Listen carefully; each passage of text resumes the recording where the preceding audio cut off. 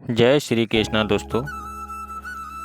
बुरा समय एक ऐसी तिजोरी होती है जहाँ से कामयाबी के हथियार मिलते हैं। जो सुख में अति प्रसन्न हैं और विपत्ति में डर कर झुक जाते हैं, उन्हें ना तो सफलता मिलती है और ना ही इतिहास में कोई स्थान। एक महान कार्य में लगन और कुशल पूर्वक काम करने पर भी भले ही उसे तुरंत पहचान ना मिले, अतः सफल जरूर होता है।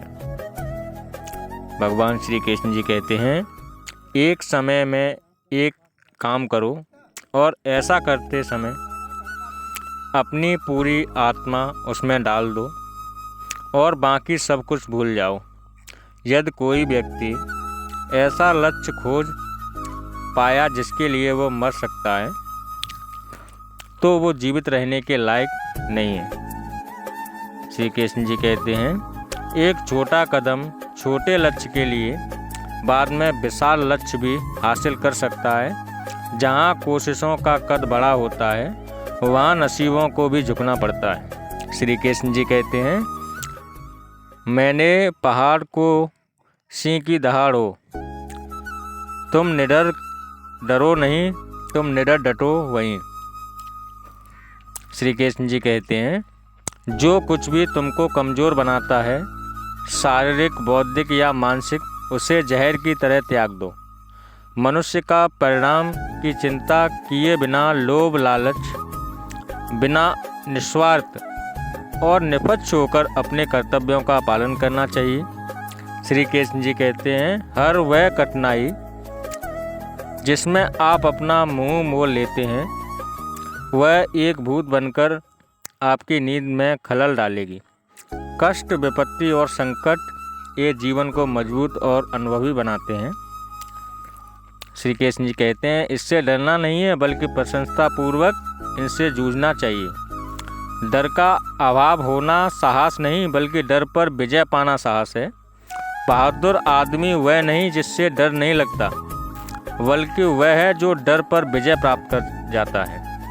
अगर आपकी दिशा सही है तो फिर चिंता की बात नहीं, आपको बस इतना करना है कि आप चलते रहें। श्री कृष्ण जी कहते हैं, भाग्यशाली वह नहीं होते जिन्हें सब कुछ मिलता है, बल्कि वो होते हैं जिन्हें जो मिलता है उसे वो अच्छा बना लेते हैं। धनुष उठा प्रहार कर, तू सबसे पहला वार कर। श्री कृष्ण जी कहते हैं, एक निश्चय करना कि आपको क्या नहीं करना उतना ही महत्वपूर्ण है जितना यह निश्चय करना है कि आपको क्या करना है।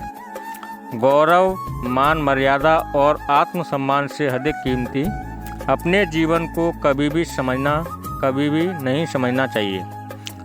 जो भी तुम करते हो यह तुम्हारा कर्म है, जिसमें किसी को भी किसी प्रकार का कोई बंटवारा नहीं होता। इसका फल भी तुम्हें ही भोगना होता है। श्री कृष्ण जी कहते हैं, मर्यादा केवल ना करने की नहीं होती, करने की भी होती है। बुरे की लकीर मत लांघो, लेकिन अच्छे की लकीर तक चहल पहल होनी चाहिए। मनुष्य की अच्छाई उस लौ के समान है जिसे छुपाना तो जा सकता है लेकिन कभी बुझाया नहीं जा सकता। जिस तरह प्रकाश की ज्योति अंधेरे में चमकती है, ठीक उसी प्रकार सत्य भी चमकता है। इसलिए हमेशा सत्य की राह पर चलना चाहिए। सफल व्यक्ति बनने के लिए प्रयास मत कीजिए, बल्कि सिद्धांतों वाला व्यक्ति बनने का प्रयत्न कीजिए। श्री कृष्ण जी कहते हैं, हिम्मत मत खोना मेरे दोस्त, क्योंकि अभी बहुत दूर जाना है। जिसने कहा था तेरे बस का नहीं, उसे भी कुछ करके दिखाना है। श्री कृष्ण जी कहते हैं, आपके विचार सही हैं, लक्ष्य ईमानदार और प्रयास संवैधानिक हो तो मुझे पूर्ण विश्वास है कि आपकी सफलता निश्चित है।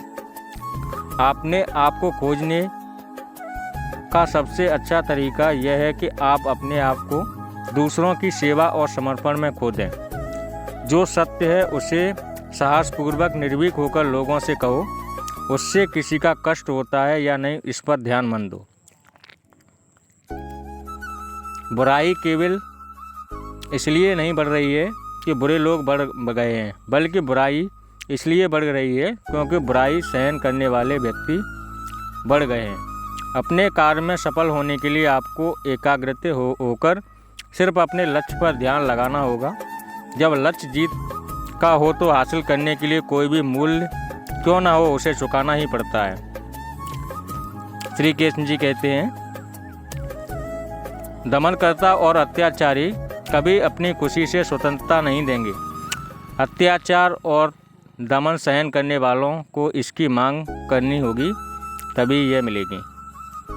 कर्तव्यनिष्ठ पुरुष कभी निराश नहीं होता, अतः जब तक जीवित रहे और कर्तव्य करते रहे तो इसमें पूरा आनंद मिलेगा।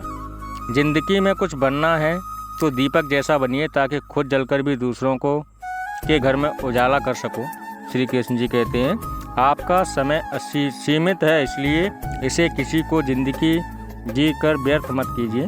जो व्यक्ति धर्म, सत्य, श्रेष्ठता और परमेश्वर के सामने झुकता है उसका आदर समझ संसार करता है। प्रशंसा के भ्रष्ट प्रभाव से बचने का एकमात्र तरीका काम करते रहना। अगर आपको अच्छा साथी ना मिले तो अकेले चलें, उस हाथी की तरह जो कि अकेले ही जंगल में घूमता है। अकेले रहना कहीं अच्छा है, बजाय उन लोगों के साथ जो कि आपकी प्रगति में बाधक बनते हैं। समय बहुत तेज़ है, इसलिए इसके साथ चलने वाले ही यहाँ सफल होते हैं और विपरीत दिशा में जाने वाले अपने विनाश को ही आमंत्रित करते हैं। जिस समय